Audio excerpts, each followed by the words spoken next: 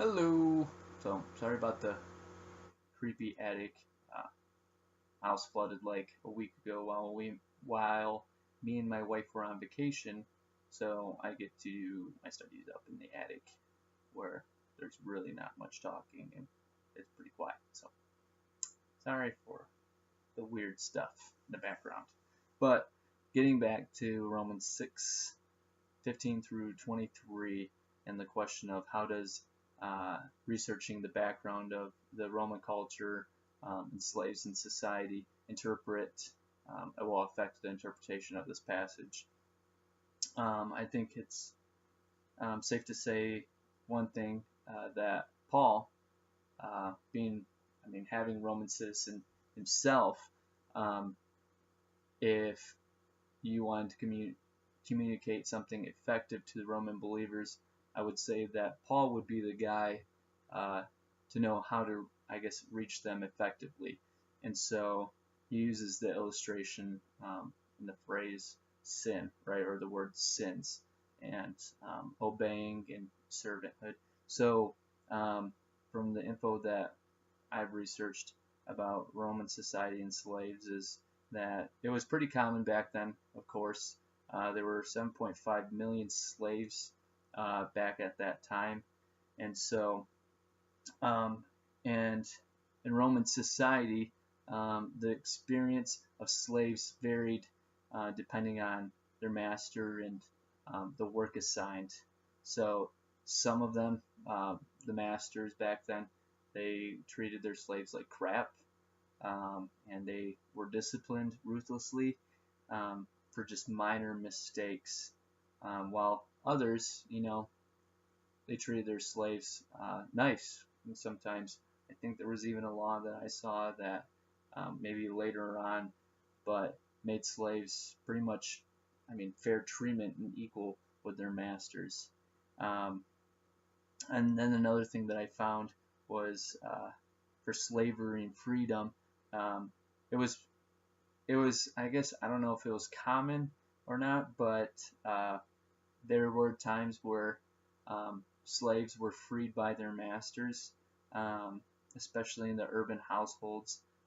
Usually this was because of he reached a certain age of 30, and they gained their freedom.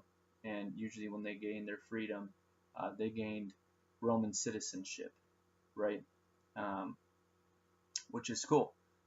Which all of these things can ultimately, I guess, affect the interpretation of the passage because of it just puts into perspective the way Paul uses this illustration of, um, I mean, simply that, for example, it depended on who their master was.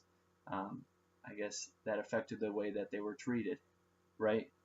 Some masters disciplined, right, ruthlessly. And Paul in this passage reveals to us that all of us are slaves. We're either slaves to, well, we are slaves to initially what we obey. So if I go after my desires in my flesh, we're slaves to sin, right? And ultimately, all of us naturally are slaves to sin, and then there's no middle fence. Um, and if you think that you're in, I guess, in the middle, um, ultimately you're a slave to sin, right? And so, in the punishment, I guess, kind of like masters. So if I choose to have sin as my master, the punishment from my master is death, right? Because ultimately the wage of sin is death, right? But if I choose my master as Christ and I obey him and follow him, I have eternal life, right? I'm free from sin.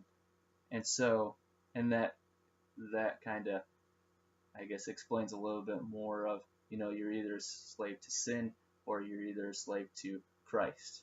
So, and then there's no one can have two masters, right?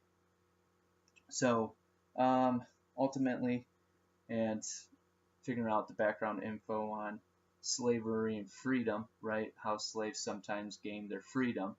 Ultimately, we can see how in this passage that if you're a slave to sin, there is no freedom. Where ultimately if you continue to live in sin and continually have sin as your master, that it leads to death, right? And there is no freedom in death, especially when you're slave to sin.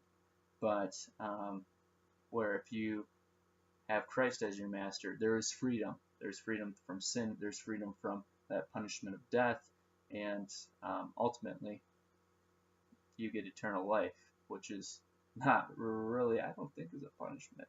So, but I see that kind of as a good thing. But other than that, yeah, that's what I think of, I guess, how the background information or the background context really relates to this passage and really brings it alive in a sense. And I can see that with Paul and his readers, especially.